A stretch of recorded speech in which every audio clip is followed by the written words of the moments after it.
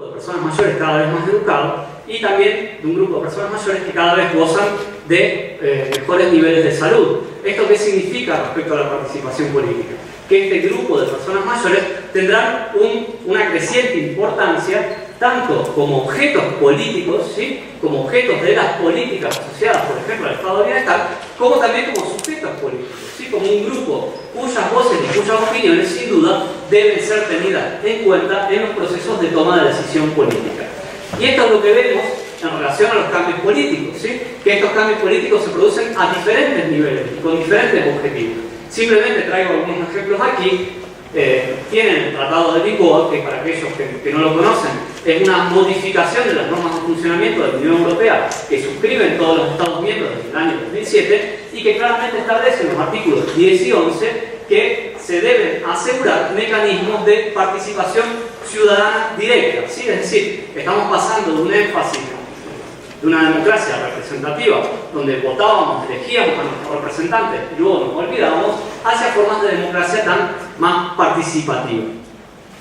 Esto también lo hemos reflejado, ¿sí? En diferentes documentos en donde se habla claramente de la necesidad de abogar por la participación de las personas mayores.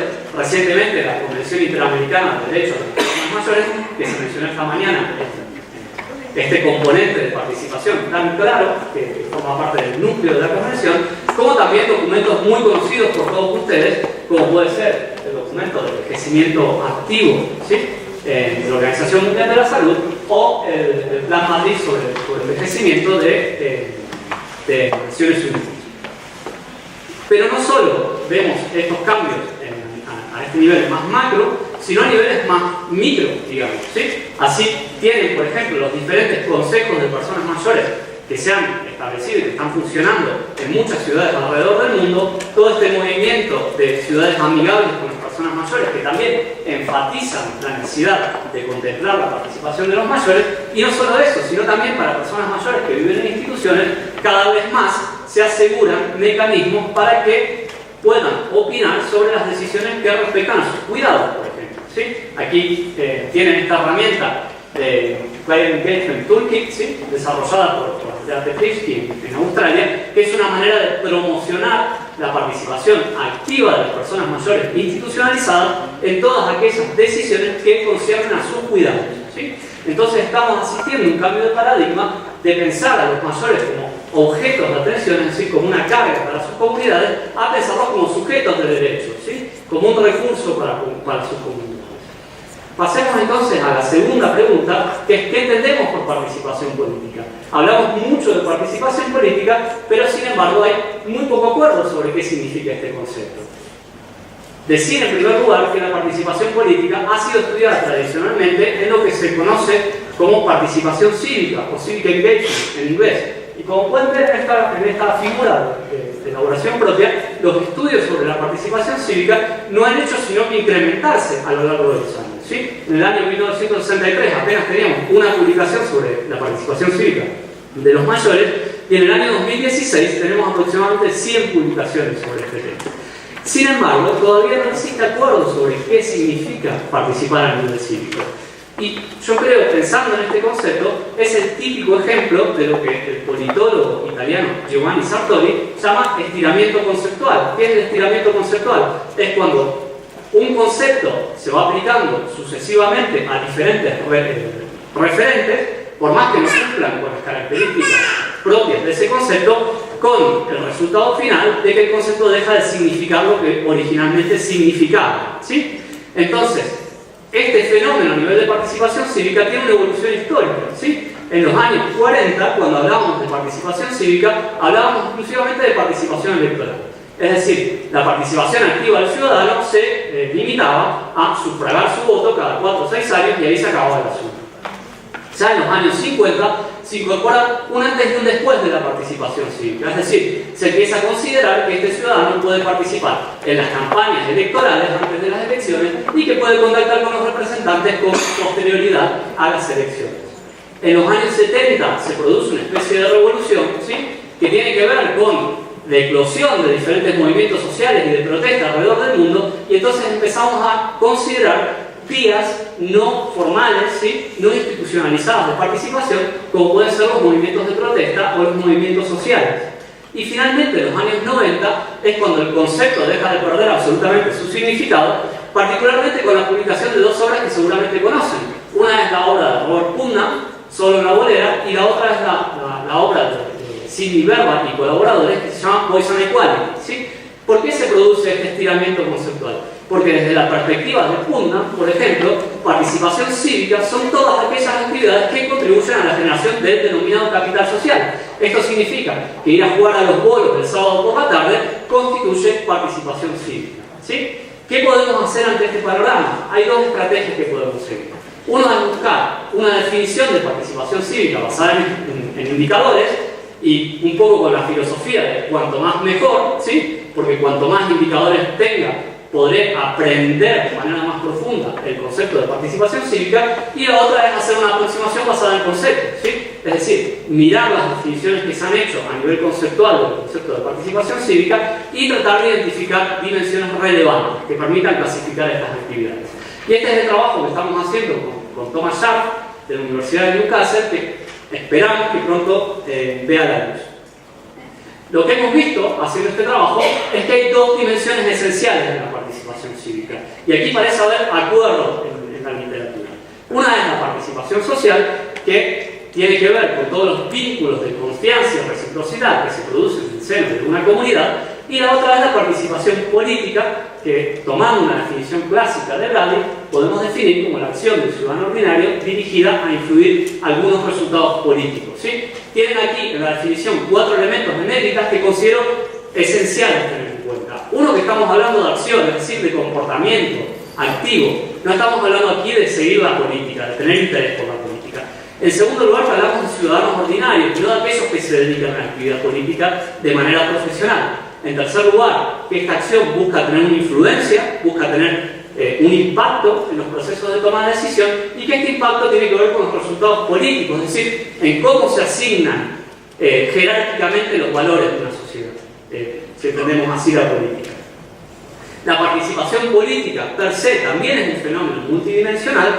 No ahondaré en este esquema, pero simplemente decir que hay dos dimensiones que permitirían clasificar a las actividades políticas.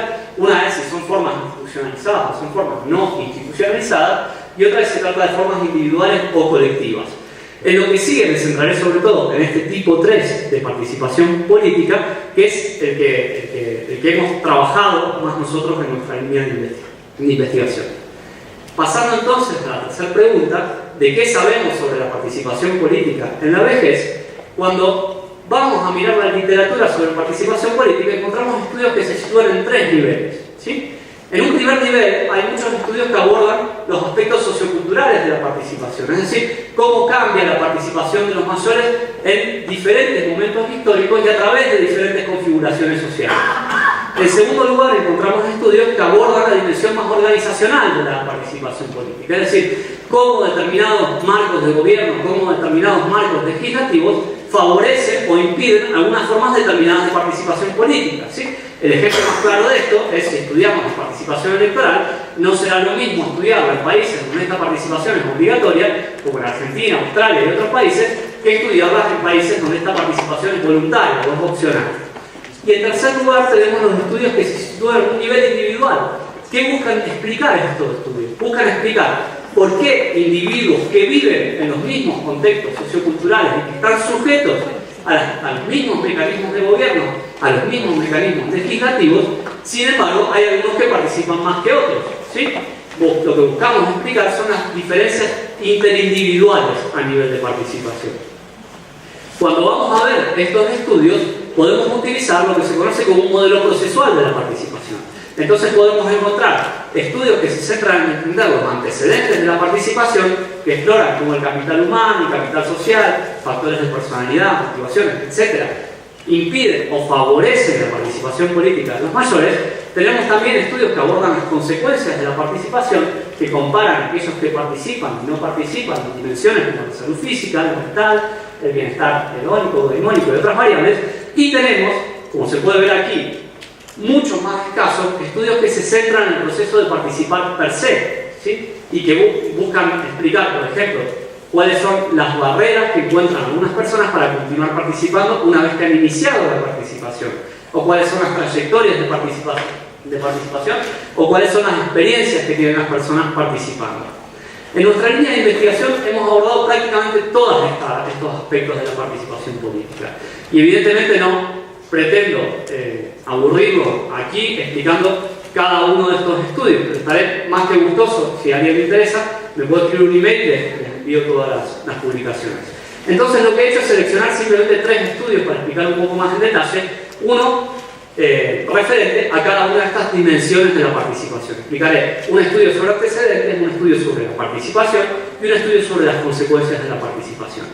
En primer lugar, respecto al estudio de antecedentes, he seleccionado uno que hicimos respecto a los factores de personalidad y en concreto al rol que tiene la generatividad, ¿sí?, en la participación política en la vejez.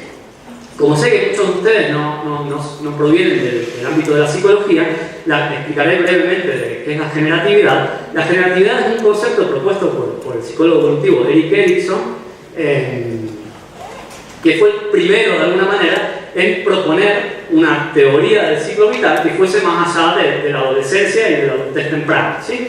Una psicología del ciclo vital que iba desde el nacimiento hacia la vejez. Y Erikson decía que la tarea propia de la etapa adulta era contribuir al bienestar y la mejora de los contextos en los que uno vive y de los que uno participa, ¿sí? Es esta idea de dejar un legado que sobreviva a sí mismo y que sea de beneficio de las futuras generaciones. Evidentemente se pueden imaginar que la forma prototípica de expresar la generatividad es a través de la paternidad, ¿sí? Tener hijos y criarlos es la expresión prototípica de la generatividad, pero Erikson decía que la generatividad podía ser expresada de muchas maneras diferentes. Y nosotros nos preguntábamos si la generatividad podía ser también, si la participación política podía ser también una forma de expresar la generatividad, ¿sí?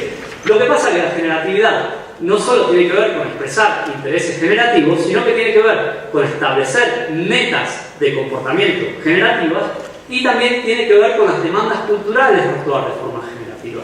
Erikson decía que el comportamiento generativo difícilmente se produzca si la persona no tiene la percepción de que su entorno le pide que actúe de esa manera, ¿sí? Tiene que ver con una percepción del individuo de la demanda que se le hace a nivel social de actuar de forma generativa. Entonces, en este estudio analizamos la relación entre participación en organizaciones políticas y generatividad, y para hacerlo lo que hicimos es reclutar 2 muestras, un grupo que estaba implicado en organizaciones políticas y un grupo que no lo estaba, y pasamos diferentes medidas de generatividad.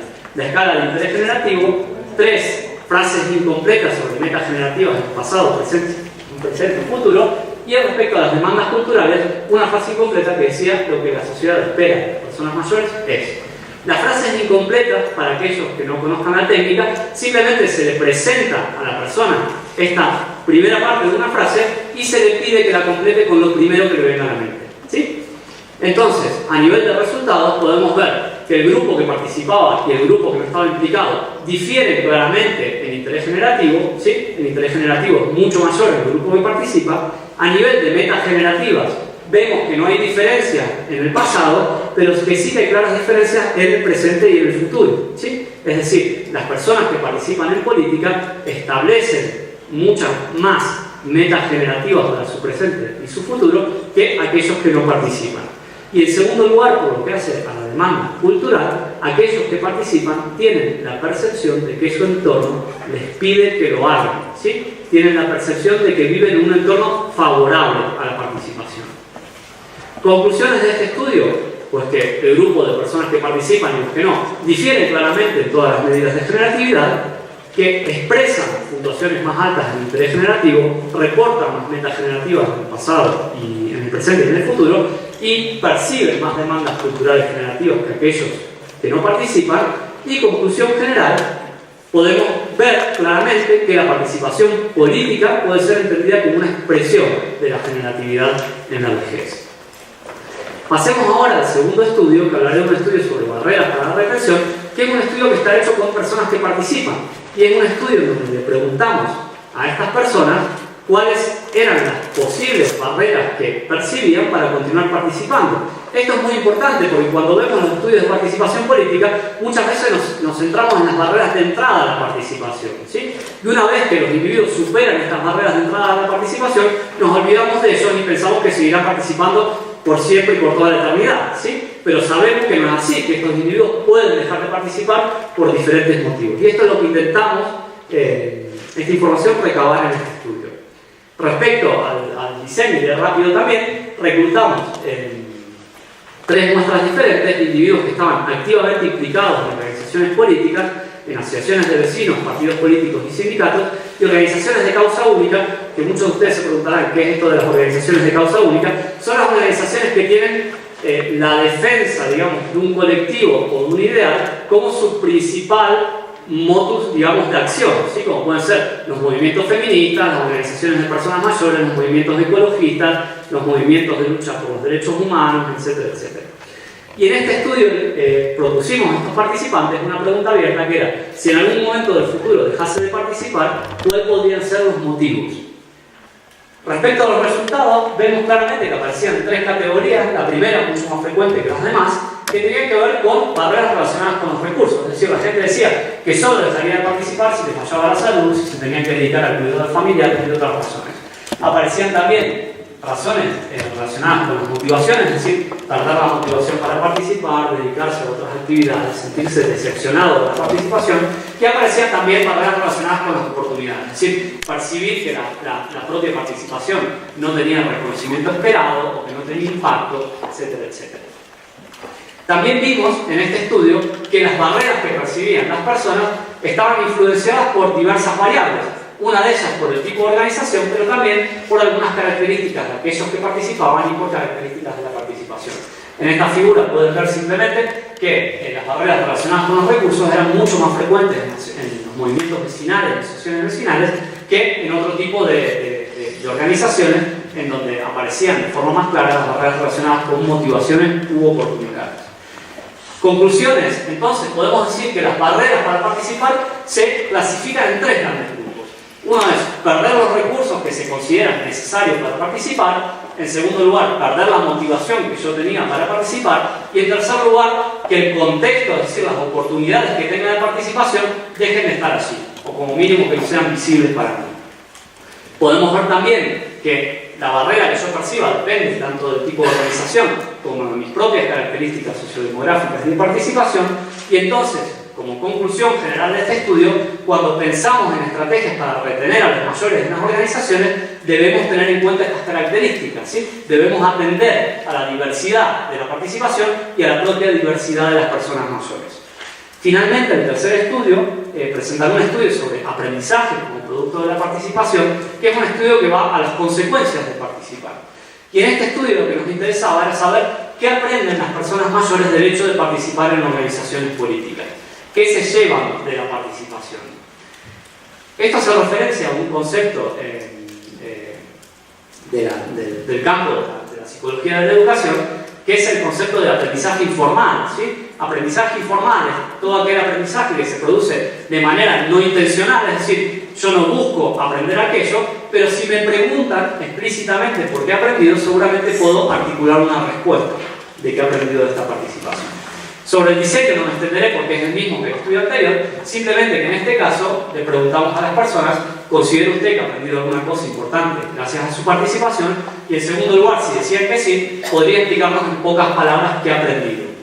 Vemos que los aprendizajes se distribuyen en 3 grandes categorías: aprendizajes de tipo social, político e instrumental, y las frecuencias más o menos repartidas entre estos 3 tipos de aprendizaje, con una clara preponderancia de los aprendizajes de tipo social, pero también aparecían estos aprendizajes de tipo político y los aprendizajes de tipo instrumental, así como aprender a trabajar en equipo, aprender a utilizar un programa informático, aprender nociones de contabilidad, etcétera, etcétera. Conclusiones de este estudio.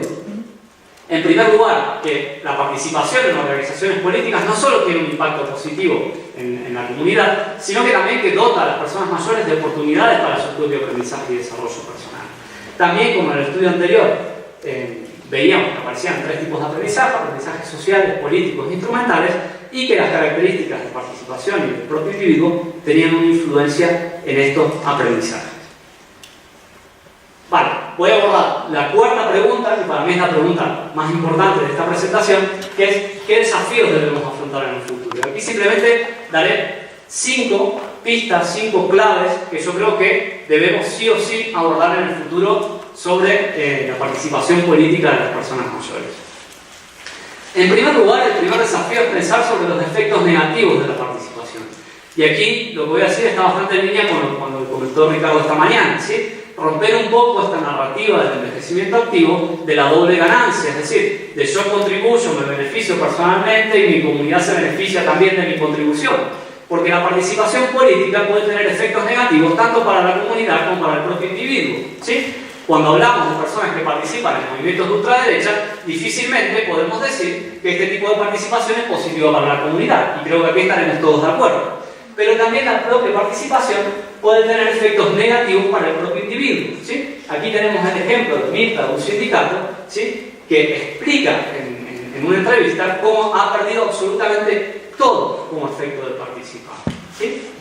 Estos efectos pueden ser no tan nocivos a nivel individual, pero también están así. Por ejemplo, Alfonso, de un sindicato, que dice cómo se está viviendo una vejez en solitario, completamente solo, porque, claro, se dedicó de una manera unidimensional exclusivamente a la política y abandonó otras dimensiones importantes de la vida, como la vida familiar y el cuidado de los hijos, ¿sí? Entonces, al llegar a la vejez, se encuentra solo como motivo de haber dedicado toda su vida a la participación.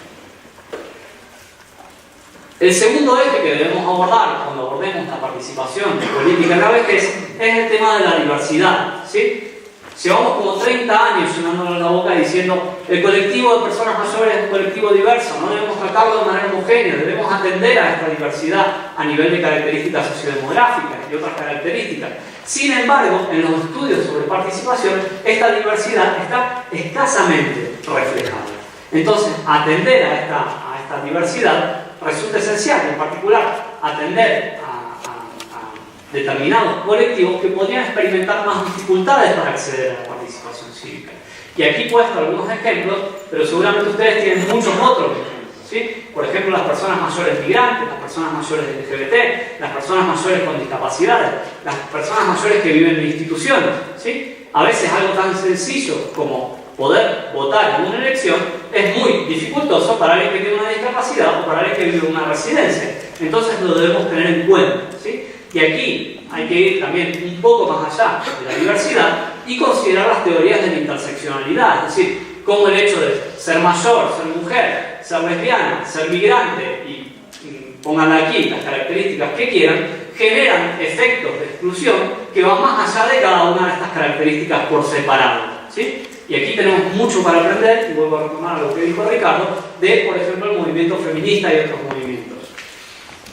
En tercer lugar, creo que debemos abordar la relación entre participación y ciclo vital, ¿sí? La mayoría de estudios que se han realizado sobre participación son estudios transversales que se basan en estudiar cómo determinadas variables presentes en la vejez explican la participación política en la vejez. Cuando sabemos que la participación política es un proceso, es decir, la gente se mueve dentro y fuera de la participación a lo largo del ciclo vital. Y se van produciendo cambios en la participación política a lo largo del ciclo vital, ¿sí? Por ejemplo, los activistas mayores que yo entrevisté en 1992 tenían una media de participación de aproximadamente 33 años, ¿sí? Esto significa que tomar esta muestra en la vejez y centrarse exclusivamente en la vejez nos está ocultando una parte muy importante de la fotografía, ¿sí? No estamos viendo qué trayectorias de participación han tenido y qué dinámicas de participación han seguido a lo largo del ciclo vital. En cuarto lugar, creo que debemos trascender la polaridad de exclusión y de inclusión cuando hablamos de participación política, porque puede haber, como digo aquí, exclusión en la inclusión, ¿sí? ¿Qué significa esto de exclusión en la inclusión? Son personas mayores que pueden, de alguna manera, acceder a la participación, pero luego en el seno de los organismos en los que participan, sus voces y sus opiniones no son tan tenidas en cuenta o no tienen efectos prácticos como otras voces y otras opiniones, ¿sí? Y tenemos el concepto del tokenismo, que es un concepto que explica perfectamente este fenómeno, ¿sí? Es cuando le decimos a una persona mayor: ven, quiero saber tu opinión es importante para mí, tendrá un efecto sobre la política, montamos un congreso los hacemos hablar, escuchamos sus opiniones, pero luego lo que dicen no tiene ningún efecto a nivel práctico, ¿sí? Y aquí tienen otro extracto de entrevista del Consejo de Personas Mayores de Barcelona, de la ciudad en la que vivo, en el que Antonio dice: todo esto de la participación es una mentira. Las personas mayores participan, pero luego la administración no hace ni caso. La participación tiene sentido cuando se producen resultados. Mientras tanto es un tocacojones, perder el tiempo. ¿Vamos hacia una democracia participativa de verdad o vamos hacia la mierda de esta democracia que votamos cada 4 años y luego hacen lo que quieren? ¿Sí? Entonces, atención, porque dentro de la inclusión se producen también formas y mecanismos de exclusión, ¿sí? Que son formas de exclusión quizás más sutiles, pero que tienen efectos también tan graves como la otra exclusión de la participación. Y en quinto lugar, creo que una cosa que debemos abordar de manera urgente son los aspectos contextuales de la participación. Todo lo que sabemos de participación cívica y política en la vejez proviene del mundo anglosajón, ¿sí? Aquí tienen un mapa en donde se muestran los países que tienen, como mínimo en la World of Science, al menos 25 estudios sobre la participación cívica de los mayores. Vemos el claro dominio de Estados Unidos, seguido por Australia, Reino Unido y Canadá, y del resto de países simplemente hay algunos estudios en España, otros en Alemania y otros en Dinamarca, pero aquí se acaba la cosa, ¿sí? Claro, aplicar lo que sabemos de la participación en Estados Unidos a entender la participación en México, a entender la participación en Argentina, no hace falta que les diga que es claramente un error, que por aquí no podemos ir, ¿sí? Entonces, ¿qué está pasando aquí? O bien que faltan estudios, o bien que estos estudios no están llegando a los foros internacionales, ¿sí? No están teniendo impacto en los foros internacionales. Entonces aquí invito a todos los investigadores latinoamericanos que quieran dedicarse a este ámbito de la participación a intentar, primero, realizar estos estudios y después trascender las propias fronteras e intentar ser escuchados en estos foros más internacionales. También aquí la importancia es de hacer estudios transculturales, es decir, no solo centrarse en la participación en un país, sino intentar comparar esta participación en diversos países. Es todo lo que tengo para decir. La última diapositiva es de agradecimiento porque toda esta línea de investigación no hubiese sido posible de ninguna manera que yo pudiese desarrollarla sin la ayuda de estos investigadores que están aquí: el doctor Feliciano Millar de la Universidad de Barcelona, Thomas Sharp de la Universidad de Newcastle, Montserrat Serrat de CEDRAN de la Universidad de Barcelona, Jenny Warburton de Australia, de la Truk University, Andrea Petriski de la University of Queensland, Juan José Sacarés de la Universidad de Valencia y Florencia Giuliani de la Universidad de Mar del Plata, que han colaborado en cada uno de los estudios que he mencionado en esta presentación. Muchas gracias por su atención. Tienen aquí mi correo electrónico. Estoy abierto a ustedes.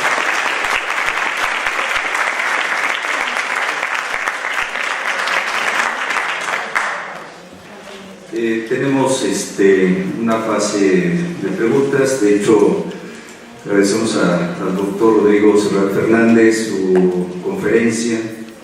El tema que nos presentó realmente provoca, planteó algunas experiencias, un marco conceptual en cuanto a ubicarnos, el trabajo que ha desarrollado, algunos resultados empíricos, y sobre todo él mismo lo señaló al final, estos desafíos en donde nos señala los 5 puntos que él refirió, y que bueno, esto da la oportunidad para el intercambio. Sin más, me gustaría escuchar algunas preguntas para que el doctor pueda responder. Yo me llamo Adriana Zaparra, soy mujer mayor, feminista y política, por eso me metí a esta plática. Y me parece que algo fundamental que debe ser muy tomado en cuenta es las aportaciones que las personas mayores tenemos que dar a la política, porque a la memoria política, a la identidad política y a la realidad política, sobre todo en estos momentos de coyuntura mundial en que todo está revuelto. La identidad nacional, la identidad política y las experiencias políticas que nosotros podemos dar es muy importante, así como la exclusión que vivimos ante la juventucracia, que rechaza toda opinión política de las personas mayores, sobre todo de las mujeres, por supuesto. Sí, estoy completamente de acuerdo, y de hecho era uno de de los motivos que señalaba para lograr la participación política de los mayores era precisamente, ¿sí? Respecto a las generaciones más jóvenes, creo que debemos avanzar, ¿no?, de esta idea de conflicto generacional a una idea de solidaridad intergeneracional, es decir, que las generaciones puedan beneficiarse de las experiencias mutuas y de la sabiduría mutua. Y aquí la experiencia de los mayores respecto a la participación política sin duda es fundamental, porque son de alguna manera el testimonio histórico, ¿no?, de los cambios que se han producido en un determinado país, en una determinada región. Así que completamente de acuerdo. En el país donde trabajo actualmente, en España, claro, muchos de ellos son los que mejor pueden dar testimonio de fenómenos de la guerra civil, de la dictadura franquista. Entonces, claro, tener su voz en cuenta es evidentemente muy, muy importante.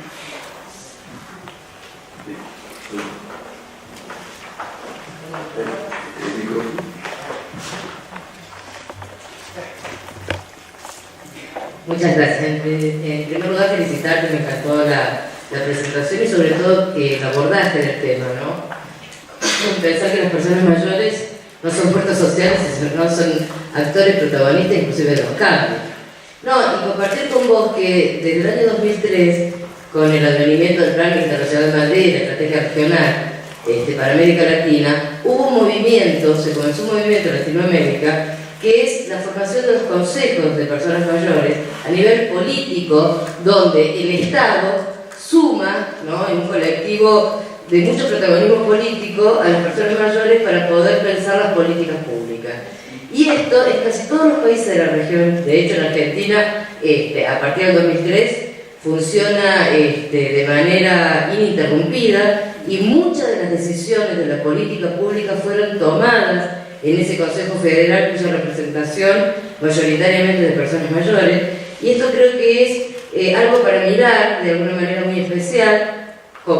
La mayoría de los países tomó como modelo el modelo español. Esto también tenemos que rescatarlo, pero con nuestras particularidades. La mayoría, yo digo, de los países latinoamericanos está impulsando fuertemente la participación política de las personas mayores, y es cierto que esos consejos no son vinculantes, son consejos consultivos, pero no es menor que haya una participación política y que los que gobiernan, los que son decisores de política pública, puedan tener esos espacios de diálogo con la sociedad civil y de diálogo con las personas mayores en todos los territorios, son representantes de los territorios. Así que eso por un lado, porque creo que hay que rescatar ese gran movimiento latinoamericano a partir del 2003. Por otro lado, también plantear el tema de la institucionalización, como vos bien decías, un lugar donde se pierden mucho los derechos y el ejercicio de los derechos humanos de las personas mayores son las instituciones. Entonces, traerte la experiencia también de la Argentina a través de la Dirección Nacional de Políticas por Adultos Mayores. Nosotros teníamos a cargo 9 residencias de la estadía, donde empezamos a generar asambleas de residentes, asambleas mensuales de residentes, donde estaban los residentes, estaba el personal, estaban los directivos, y se tomaban de manera conjunta las decisiones en la residencia. Entonces también me parece un mecanismo participativo muy importante para tenerlo en cuenta, así que quería comentarte estas dos. Sí, totalmente de acuerdo. Muchas gracias, Mónica, por la aportación. Estoy totalmente de acuerdo que son iniciativas muy positivas que vamos hacia el camino al que tenemos que ir. Yo simplemente señalaba posibles problemas y posibles precauciones que debemos tener en cuenta, más como una nota de advertencia, ¿no? Y en primer lugar, con los consejos de personas mayores, por evitar esta sensación de parte de la persona mayor de que es consultada, pero luego su opinión no es tenida en cuenta. Me parece que es algo importante. Y luego también el tema de la representatividad. Creo que es un tema que está escasamente abordado en los consejos de personas mayores, pero es algo que debemos empezar a cuestionar. Es decir, ¿qué voces representan a aquellos que forman parte del Consejo de Personas Mayores? ¿Sí? Porque al menos en España, los que se sientan en la mesa del Consejo de Personas Mayores de la ciudad de Barcelona son personas que generalmente son universitarios, que tienen muy buen nivel de salud, que tienen muy buen nivel de ingresos, quiero decir, que gozan de una vida, en cierto sentido, acomodada. Entonces uno podría cuestionar también qué tipo de intereses, qué tipo de voces están representando en ese consejo, ¿sí? Y si no debemos, en la línea de lo que decía también de la diversidad, asegurar que voces más diversas tengan también un lugar allí. Dicho esto, creo que toda iniciativa que promueva la participación participación de las personas mayores. Y este diálogo entre gobernantes y personas mayores debe ser elogiada como una iniciativa más que positiva, ¿sí? Simplemente que a cada paso que damos aparecen nuevas precauciones, nuevos resguardos que debemos tomar, pero bueno, es parte de caminar, ¿no? hacia los derechos de las personas mayores y hacia asegurar que estos derechos sean respetados. O sea, y la iniciativa de la residencia es genial. Nosotros hicimos también en nuestro grupo una investigación de incluir a personas con demencia, lo cual es particularmente challenging, esa es la palabra en inglés, particularmente desafiante, ¿sí? Porque eran personas con un nivel de demencia, en algunos casos avanzado, en las reuniones interdisciplinarias donde se tomaban decisiones respecto a sus cuidados, ¿sí? Y lo que vimos es cómo el diálogo de los profesionales cambiaba por el solo hecho de que la persona estuviese delante, ¿sí? No es lo mismo tener un diálogo sobre qué cuidado necesita alguien cuando el objeto del cuidado está delante que cuando no lo está, ¿sí? Y bueno, toda iniciativa, digamos, en este sentido de poder promover la participación me parece más que positiva. Te cuento otra contraparte. Digo, en Argentina tenemos una generación de centros jubilados y de espacios representativos enorme, pero con muy baja representación real. Y creo que en este sentido hay como una especie de juventud, en el sentido no más positivo del término, de organizaciones justamente no dirigidas por gente con demasiada caudal educativo, sino gente que fue llegando como pudo y que en realidad terminó representando un conjunto que parece muy grande y que finalmente a la hora de sentarse a decidir políticas no sabe demasiado. Y esto también tenemos que ver que hay, una poca claridad, y que esto yo lo veo que no solamente para Argentina, sino en otros países, donde muchas veces terminan tomados por políticos que los manejan y que hay manejos clientelistas y todas estas cuestiones que tienen que ver con la falta de organización, que creo que recién ahora empezamos a encontrar derivaciones de centros jubilados más ligados a sindicatos, donde hay un posicionamiento político distinto de lo que se están construyendo. Y simplemente para retomar algo de lo que yo había dicho, que estamos viendo, creo que un fenómeno que también produjo en parte la jubilación, que es el retiro, no solo de los grandes centros de la decisión política, además de relatos que ubican a la juventud como el futuro glorioso y los decisores reales, y que me parece que estamos viendo como una redistribución de viejos que salen de los grandes grupos políticos y se empiezan a concentrar en las acciones vecinales, en esos otros espacios, que la verdad es que no sé hasta qué punto están reemplazando unos por otros. Como que me parece que el reemplazo a veces no es muy feliz. Eso. Bueno, qué interesante pareciera, y es cierto que hay una diversidad de formas de participación política. En México, hace no muchos años, y por cierto que hasta mi ignorancia es ilimitada, pero creo que no está casi nada documentado, hubo un muy importante movimiento de jubilados. Entonces, hubo una gran movilización, hubo una gran presión y al final de cuentas lograron un poquito, pero de mejora en sus condiciones. Eso por un lado. Y por el otro lado, cuando López Obrador gobierna en la Ciudad de México, establece esta pensión para el adulto mayor. Al principio todo el mundo lo criticó muchísimo. Ahora hacen así y lo pasan a toda la República, ¿no? Las pensiones al adulto mayor. Y hay un movimiento, o sea, hay una gran participación de adultos mayores ahora en toda esta, bueno, ahora la organización es Morena, pero hay una gran participación, hombres y mujeres, mayores, con una gran conciencia, con una gran participación, con un gran reconocimiento. Yo no creo que tenga contenido clientelar porque es muy individual y muy espontáneo. En todos los actos, generalmente tienen un poquito de apoyo para que se sienten algunos los mayores, pero todo el mundo va, participa y está, ¿no? En esto. Y sí, tampoco hay realmente nada documentado sobre estas formas. Sí, realmente, coincido en la multidimensionalidad de la participación política y realmente la participación política asume formas cambiantes, diferentes momentos históricos, ¿sí? Por ejemplo, para traer el caso de las asociaciones vecinales que traía Ricardo, las asociaciones vecinales tuvieron un papel muy importante en España durante la dictadura franquista porque eran de las pocas entidades que podían funcionar. Entonces, parte de la participación política se canalizaba a través de las asociaciones vecinales. Con el retorno de la democracia y la legalización de los partidos políticos, de los sindicatos, muchas personas que estaban allí pasaron, ¿no?, a partidos políticos y sindicatos. Tenemos esta eclosión de movimientos sociales, de 15M, movimientos de protesta, donde evidentemente hay muchos mayores implicados, pero también nuevas formas de participación que no son presenciales, formas de participación online. Hay investigadores que se están ocupando de esto también, ¿sí?, de cómo participar a través de las redes sociales. Y respecto a lo que decía Ricardo, de estas formas de exclusión dentro de la inclusión, hay muchos mecanismos diferentes para excluir dentro de la inclusión. Por ejemplo, un ejemplo de España también, dentro de los sindicatos funcionan secciones de jubilados y pensionistas.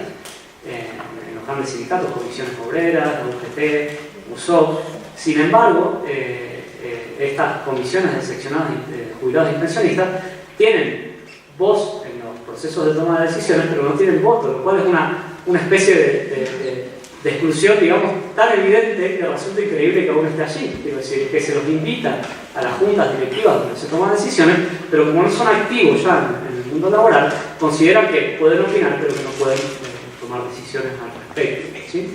Luego, lo que tú decías también de personas mayores con niveles educativos muy bajos, es otra forma de exclusión dentro de la inclusión. Es decir, cuando yo llego a formar parte de una organización política, hay algunas lógicas de participación, algunas lógicas de funcionamiento que tengo que entender. Y a todo eso, evidentemente, ayuda el nivel educativo, ¿sí? Ayuda mucho, es un recurso que sin duda es esencial para la participación política, y todos los estudios sobre participación han relacionado mayor nivel educativo con mayor participación. Es decir, esto es una verdad casi universal. Entonces, claro, si yo doy lugar a alguien que participe, pero luego no lo doto de las herramientas que necesita para participar, de alguna manera también es una forma de exclusión sutil, ¿sí? Estoy diciendo, tú tienes un lugar en la participación, pero al no proveerlo de estas herramientas que necesitará para participar, lo estoy también excluyendo, ¿sí?, dentro de la inclusión. Hola, yo vengo de Chile. Bueno, al igual que en Argentina, también en Chile existen los consejos consultivos de personas mayores a nivel nacional y regionales, que también son más consultivos, obviamente no son vinculantes, pero también son un espacio de participación. Los otros espacios de participación siguen siendo las organizaciones, los tradicionales clubes, y también una alta participación en las juntas vecinales, que en términos de los porcentajes, en términos de población, son el mayor número. Pero el tema, claro, aquí viene lo político, porque todos ellos, o la mayoría de ellos, son captados por los partidos políticos. Y lo más lamentable es que también la institucionalidad desde la política pública, que también funciona sobre la lógica partidista, los ha ido coartando. Entonces ahí faltarían más estudios, porque el tema pasa por la instrumentalización del grupo de personas mayores, en virtud de las posibilidades de voto o las parcelas políticas en términos de algunas decisiones en las cuales ellos pueden participar. Quizás tiene que ver con una fuerte rezago de la dictadura militar en términos de una destrucción del tejido social que existía hasta ese momento bastante potente, que se ha intentado articular en estos últimos años, pero creo que todavía falta bastante. Desde el año pasado se empezó a crear un movimiento, que es el movimiento No Más AFP, que en Chile es la experiencia más cruel respecto de las reformas neoliberales, y tenemos un sistema de capitalización individual que es bastante nefasto. Y que después de mucho tiempo la ciudadanía, porque no es el Estado, la ciudadanía ha ido tomando más potencia en generar presión al Estado para generar este cambio. Es ahí un espacio donde, por ejemplo, los sindicatos de jubilados, de profesores y de otras profesiones están generando su espacio político, como ya una incidencia política en términos de un proceso de transformación importante a nivel de país, porque lo que sigue siendo constructivo y de cierta manera también coaptado políticamente.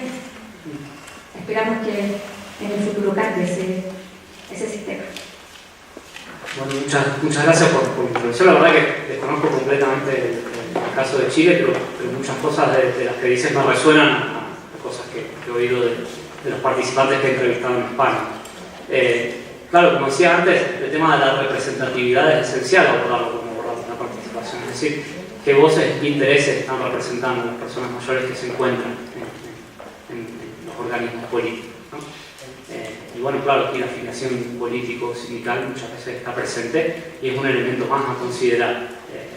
Luego lo que decía de los sistemas de pensiones y los cambios, hay la investigación tan interesante de Andrea Campbell en Estados Unidos que lo que se dedicó a investigar es cómo las amenazas a las políticas, digamos, que afectan a los pensionistas en Estados Unidos generan de alguna manera olas de participación, ¿sí? Entonces, como también hay este elemento en los antecedentes de la participación que tiene que ver con cambios en las políticas públicas, ¿sí? Cómo cambios en las políticas públicas pueden también fomentar de alguna manera la participación de los mayores, en el sentido de revertir o luchar contra cambios indeseados a ese nivel. No sé si había... Bueno, hablando sobre la participación política, específicamente en temas electorales, si bien ya se mencionó que ha habido muchísima participación sobre adultos mayores, bueno, pues esa participación en cuanto al sector rural, pues por bien se sabe que hay un cierto partido político aquí, al menos en México, lo que yo he visto y leído, que se aprovecha de este sector para hacer un voto duro, por así decirse, ¿no? De ese sector que es adultos mayores, sectores rurales con con un bajo nivel educativo, y cómo estos se aprovechan de hacer su voto duro, ¿no? ¿Cómo pues, se podría empoderar al adulto mayor del sector rural para que, por así decirse, porque se sabe que siguen votando por este partido porque sus papás así se los enseñaron, ¿no? O sea, y no, pues es que yo voto por este porque mi papá me dijo que teníamos que votar por este, y mi mamá y mi abuelo votó por este, y no conoce otro partido, aunque vengan otras opciones y les digan que hay otras opciones en donde votar, pues ellos siguen, ¿no? ¿Cómo podría empoderarse al adulto mayor, a la población, para que tengan otras? Bueno, la verdad que te voy a decepcionar, pero no tengo la respuesta a esta pregunta, porque en el entorno rural realmente yo he hecho muy poca investigación y conozco muy poca investigación. Lo que pasa es que respecto a la participación electoral de los mayores, hay que tener cierto recaudo a la hora de estudiar esta participación, porque muchas veces se ha tendido desde esta lógica homogeneizante de las personas mayores a percibir a las personas mayores como un cierto poder gris, ¿no? Y este concepto de poder gris está muy presente en la literatura. Es decir, a pensarlo como un grupo que como tiene un creciente peso a nivel poblacional, pensar que son un grupo que votan siempre en la misma dirección, ¿sí? Como si todos ellos tuvieran los mismos intereses, cuando sabemos evidentemente que no es así. Y esta lectura se ha hecho incluso muy recientemente, cuando pasó lo del Brexit en Reino Unido, se tendió a leer también en clave generacional, es decir, los mayores están pidiendo que salgamos de la Unión Europea, cuando esto no era así, quiero decir, sino que había otras variables mucho más potentes que explicaban el voto por el Brexit, ¿sí? A diferencia del voto por el Remain, por el voto de quedarse. Entonces, a la hora de estudiar la participación electoral y de personas mayores que viven en entornos rurales, atención, porque a lo mejor no es el hecho de ser mayor lo que está forzando el voto en una determinada dirección, sino otro tipo de variables que no tienen que ver con una cuestión de cohorte o una cuestión generacional. ¿Alguna otra pregunta? Hola, yo tengo dos tipos de preguntas. Una es, cuando tú hablas de organizaciones vecinales, asociaciones de vecinos, y de participación política, y la persona que va, como dijiste al principio, a jugar a las cartas o a un club de lectura, está tomada en esos estudios que presentaste de la misma manera que la persona que participa en un sindicato. O sea, esa era una pregunta. El otro grupo de preguntas es, ¿hay algún estudio de evaluación de los insumos de esta participación política de las personas mayores efectivamente en el ejercicio de las políticas? No sé si se entiende lo que digo. O sea, las personas mayores participan en todos estos procesos de políticas, ¿no? Más allá de la frustración, parecido a la cita que ponías al final de la persona de Barcelona. O sea, yo participo, vengo y después pasan las elecciones, no. O sea, si hay estudios de evaluación de que esta participación y estas demandas de las personas mayores efectivamente fueron plasmadas en las políticas públicas. O ¿Se entiende? Sí, perfectamente. Respecto a la primera pregunta, en la muestra de personas que participan en las asociaciones vecinales, había 3 criterios de inclusión.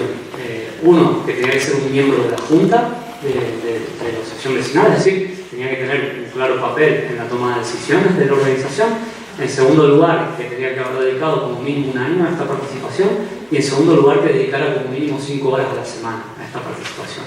Es decir, que no estamos hablando del perfil usuario, ¿verdad?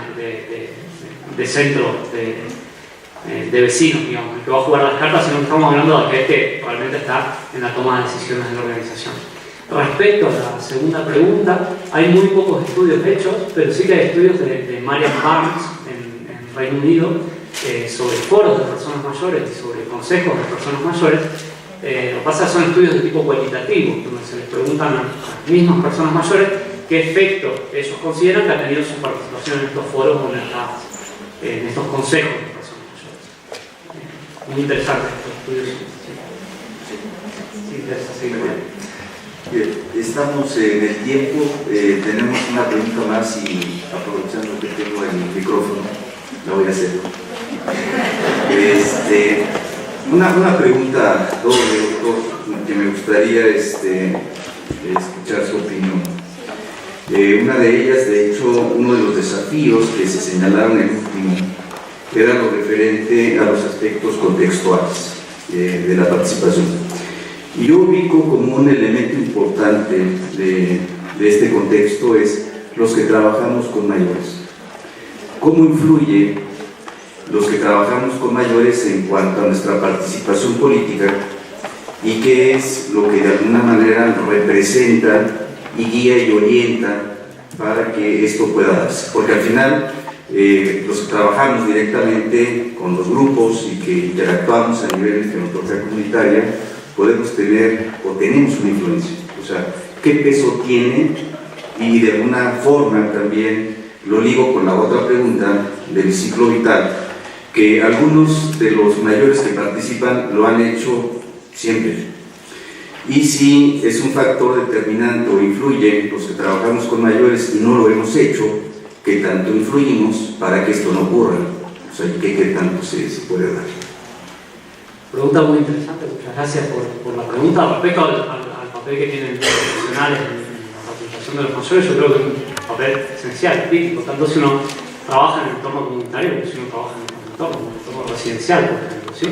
Y un poco aquí, creo que como profesionales lo que debemos trabajar bastante es cuáles son nuestros conceptos, nuestras concepciones sobre participación. Porque muchas veces intervenimos sin ni siquiera ser conscientes de qué ideas hay detrás de esas intervenciones, ¿sí? Cómo estamos pensando esos adultos mayores y qué lugar les estamos dando para que puedan participar. Entonces, claro, trabajar con los profesionales de intervención para hacer como mínimo evidentes estas ideas que hay sobre la participación a la hora de intervenir y para cambiarlas, si hace falta, es muy importante de cara a fomentar la participación. Respecto a la segunda pregunta, de la participación y ciclo vital, claro, yo aquí me he hecho muchas piedras sobre el tejado, porque todos los estudios que yo he hecho hasta ahora son transversales, miran a factores presentes sobre la vejez, ¿no? Y claro, aquí nos estamos perdiendo una parte muy importante del panorama. Y si sabemos que la participación se inicia con una socialización política temprana durante la adolescencia y la adultez joven, igual a la hora de intervenir para fomentar la participación, deberíamos pensar en estrategias que se dirijan a estas etapas de la vida y no a la vejez, ¿sí? Porque a lo mejor hacer a alguien participar a nivel político cuando ya es viejo tiene sus condicionantes y sus limitaciones, o quizás deberíamos pensar en dos estrategias interrelacionadas, ¿sí? No solo abordar cómo fomentar la participación de los mayores, sino también cómo socializar a nivel político a los jóvenes y a los adultos jóvenes para que cuando lleguen a viejos sean conscientes de la importancia que tiene el ejercicio de sus derechos, sean conscientes de la importancia que tiene hacer pleno ejercicio de su condición de ciudadano. Agradecemos a todos a nombre del seminario. Cualquier pregunta, el doctor estará dispuesto a intercambiar algunas inquietudes. Y a nombre de la Universidad Nacional Autónoma de México, a través del Seminario Universitario Interdisciplinario sobre Envejecimiento y Vejez, entrego este reconocimiento al doctor Rodrigo Solar. Doctor, realmente Fue una conferencia muy interesante, nos quedan varias incógnitas, mucho por hacer en los diferentes países y compartir las experiencias. Doctor, muchas felicidades.